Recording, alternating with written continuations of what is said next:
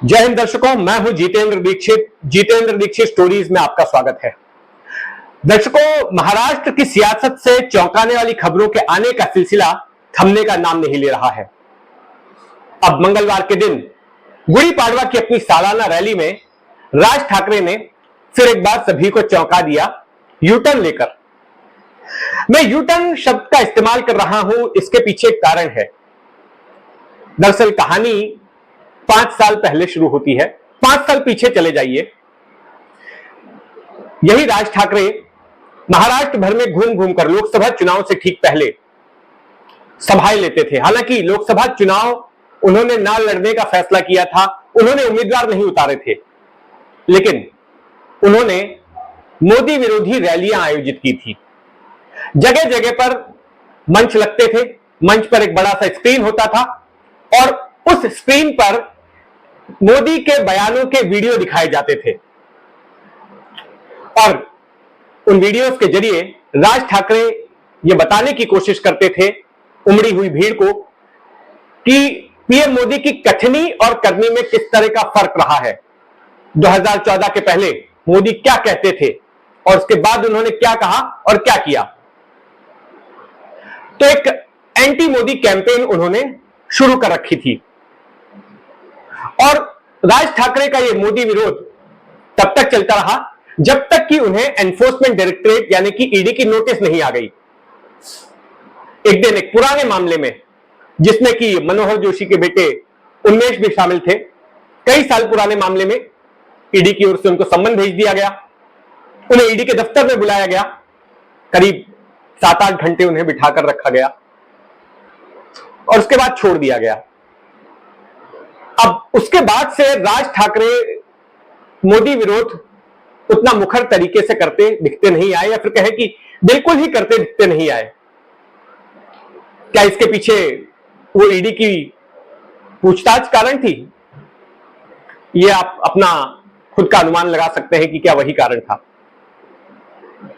लेकिन अब 5 साल बाद अपनी गुड़ी पाड़वा की रैली में राज ठाकरे कहते हैं कि वो बिना शर्त प्रधानमंत्री मोदी को समर्थन देंगे, यानी कि महायुति जो शिवसेना, बीजेपी और अजीत पवार वाली एनसीपी है, उस गठबंधन को वो समर्थन देंगे।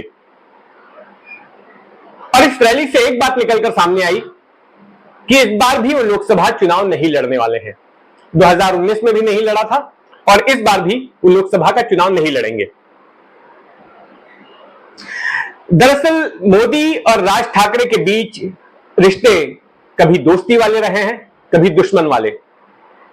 मैं आपको अब से 1.5 दशक पीछे लिए चलता हूं। 2011 में जब नरेंद्र मोदी गुजरात के मुख्यमंत्री थे, तब राज ठाकरे गुजरात दौरे पर गए और गुजरात में मोदी सरकार ने एक स्टेट गेस्ट के तौर पर, एक सरकारी मेहमान के तौर पर उनका स्वागत किया। उन्हें राज्य के कई इलाकों में अपने विकास के काम दिखाए। यह दिखाया कि मोदी मॉडल किस तरह से काम करता है।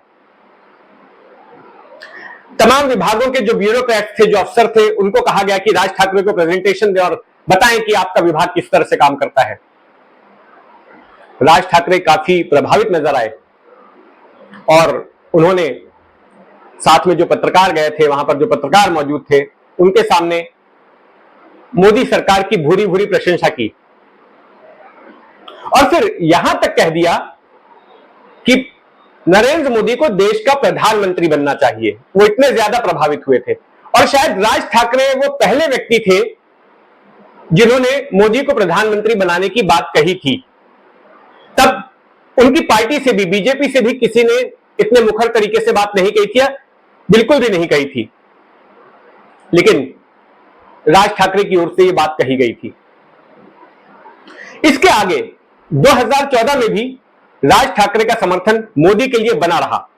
जब लोकसभा के चुनाव हुए तो शिवसेना और बीजेपी ने मिलकर चुनाव लड़ा, लेकिन राज ठाकरे की मोदी से तो दोस्ती थी, बीजेपी से तो दोस्ती थी, लेकिन अपने भाई उद्धव ठाकरे को वो सबक सिखाना चाहते थे। तो राज ठाकरे ने किया ये कि जहां जहां पर बीजेपी के उम्मीदवार थे, वहां पर एमएनएस के, अपनी पार्टी के उम्मीदवार नहीं खड़े किए, लेकिन जहां जहां पर शिवसेना का गढ़ था, शिवसेना के उम्मीदवार थे, वहां पर उन्होंने अपने उम्मीदवार उतार दिए। हालांकि राज ठाकरे की पार्टी को एक भी सीट पर जीत हासिल नहीं हुई थी। अब इस दौरान कुछ ऐसा हुआ कि राज ठाकरे मोदी विरोधी बन गए। उन्होंने मोदी के कई सारे फैसलों की निंदा की, नोटबंदी की निंदा की, और जिस तरह से कई विकासोन्मुख प्रोजेक्ट्स गुजरात जाने लगे तो उसको लेकर भी राज ठाकरे ने अपनी नाराजगी जताई। बुलेट ट्रेन का विरोध किया जो कि मोदी का ड्रीम प्रोजेक्ट है, और एक के बाद एक कई बयान उन्होंने मोदी के खिलाफ दिए। और ये सारा कुछ 2019 में एकदम उभर कर तब सामने आ गया जब राज ठाकरे ने अपनी रैलियां लेनी शुरू की, जिनको कि कहा गया, जिनको मीडिया कहने लग गई, लाओ रे तो वीडियो, यानी कि लगाओ तो वो वीडियो। क्योंकि राज ठाकरे जब भी इस तरह की रैलियों की शुरुआत करते थे तो जब वो वीडियो लगाने के लिए कहते थे अपने कार्यकर्ताओं को, तो ये वाक्य उनकी ओर से कहा जाता था, लाओ रे तो वीडियो, जरा वो वीडियो लगाना तो। और उसके जरिए, जैसा मैंने पहले बताया, कि मोदी की कथनी और करनी वो लोगों तक पेश करते थे। फिर ईडी के सम्मन आने के बाद में बयान आने बंद हो गए, मोदी विरोध बंद हो गया। और इस बीच राज ठाकरे ने एक और बड़ा फैसला लिया। 2020 की शुरुआत में राज ठाकरे ने अपनी पार्टी का झंडा बदल दिया। जो 4 रंगों का झंडा था उसकी जगह पर भगवा ध्वज अपना लिया और यह कह दिया कि हिंदुत्व तो मेरे डीएनए में है। वो राज ठाकरे जो कि करीब 10 साल पहले तक ये कह रहे थे कि मेरा एक ही धर्म है, सिर्फ महाराष्ट्र धर्म, वे भी हिंदुत्ववादी राजनीति में आ गए। उन्होंने हिंदुत्ववादी विचारधारा को अपना लिया और इसी के चक्कर में भगवा ध्वज भी अपनाया। तो अब ऐसे में उनके लिए रास्ता खुल गया बीजेपी जैसी पार्टी के लिए गठबंधन करने को। जब तक वो मराठीवाद की राजनीति करते थे, राष्ट्रीय पार्टियां उनसे दूर रहती थी, उनको एक तरह से पॉलिटिकली अनटचेबल मानती थी, क्योंकि अगर किसी ने यहां पर राज ठाकरे के साथ गठबंधन किया तो उसका नतीजा जो है यूपी और बिहार जैसे राज्यों में झेलना पड़ सकता है, क्योंकि राज ठाकरे परप्रांतीय विरोधी नेता माने जाते थे। 2008-9 में उनकी ओर से हिंसक आंदोलन भी चलाया गया था। तो ऐसे में कोई राज ठाकरे के साथ जुड़ना नहीं चाहता था, लेकिन अब इन्होंने हिंदुत्ववाद को अपना लिया। तो ऐसे में फिर चर्चा शुरू हो गई। अब से कुछ दिनों पहले तक चर्चा हो रही थी कि राज ठाकरे हो सकता है जो महायुति का भगवा गठबंधन है उसमें वो शामिल हो जाएंगे। और इस सिलसिले में मेल मुलाकातें भी हुई। राज ठाकरे अमित शाह से मिले, यहां पर शिंदे और देवेंद्र फडणवीस के साथ मुलाकातें हुई, लेकिन जैसा बताते हैं कि बात बन नहीं पाई। राज ठाकरे ने तो यहां तक तैयारी कर ली थी कि अगर गठबंधन नहीं होगा तो 14 सीटों पर वो अपने उम्मीदवार उतार देंगे। और वो सीटें कौन सी हैं, मैंने अपने पिछले वीडियो में आपको लिस्ट भी बताई थी, जहां जहां पर राज ठाकरे अपने उम्मीदवारों को उतारने की तैयारी कर रहे थे। लेकिन बीजेपी की ओर से कहा गया कि आप हमारे चुनाव चिन्ह पर उम्मीदवार उतारिए। फिर यह भी पेशकश थी कि लोकसभा ना लड़िए, राज्यसभा में आपको एक सीट दे दी जाएगी, विधान परिषद में 2 सीटें दे दी जाएंगी। लेकिन उसके लिए राज ठाकरे तैयार नहीं हुए और यह बात उन्होंने अपनी सभा में भी कही कि मैं अपने इस चिन्ह को, इंजन वाला जो उनका चुनाव चिन्ह है, उसको नहीं छोड़ूंगा। और उन्होंने कहा कि ये जो सीटों के बंटवारे को लेकर जो बातचीत होती है, जो नेगोशिएशंस होते हैं, वो उनको पसंद नहीं है। आखिरी बार उन्होंने 1995 में इस तरह की बातचीत की बैठक में वो शामिल हुए थे। तो ये कहानी थी राज ठाकरे की यूटर्न की। अब वो लोकसभा चुनाव नहीं लड़ रहे हैं, इसकी वजह से उनकी पार्टी में भी कई लोग नाराज हैं। लगातार दूसरी बार है जब राज ठाकरे लोकसभा का चुनाव नहीं लड़ रहे हैं और कुछ लोगों ने फेसबुक, सोशल मीडिया वगैरह पर पोस्ट डाल के ऐलान भी किया कि वो एमएनएस छोड़ रहे हैं। कुछ राजनीतिक पत्रकार कहते हैं कि राज ठाकरे ऐसे नेता हैं जो कि साल भर तक पढ़ाई करते हैं, तैयारी करते हैं, लेकिन जब परीक्षा का वक्त आता है तो हाजिर ही नहीं रहते।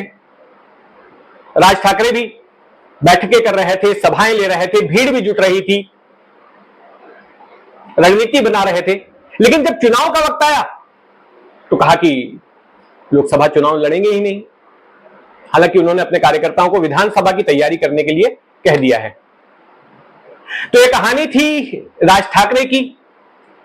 इस जैसे तमाम किस्से कहानियों के लिए जुड़े रहें जितेंद्र दीक्षित स्टोरीज के साथ में। और ये कहानी आपको कैसी लगी कमेंट बॉक्स में जरूर बताइए। और अगर आपने अब तक इस चैनल को सब्सक्राइब नहीं किया है तो सब्सक्राइब कर लें। जय हिंद।